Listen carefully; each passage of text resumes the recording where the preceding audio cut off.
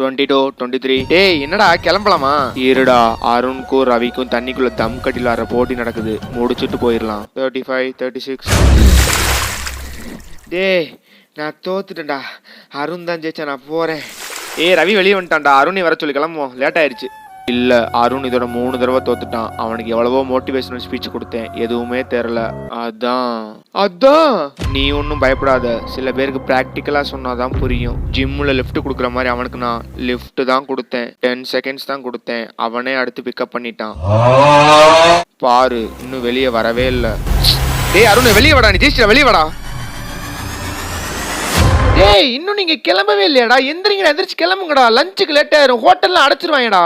டேய் அருண் இங்க இருக்கான், ரவி இங்க இருக்கான், அப்போ இது யாரா?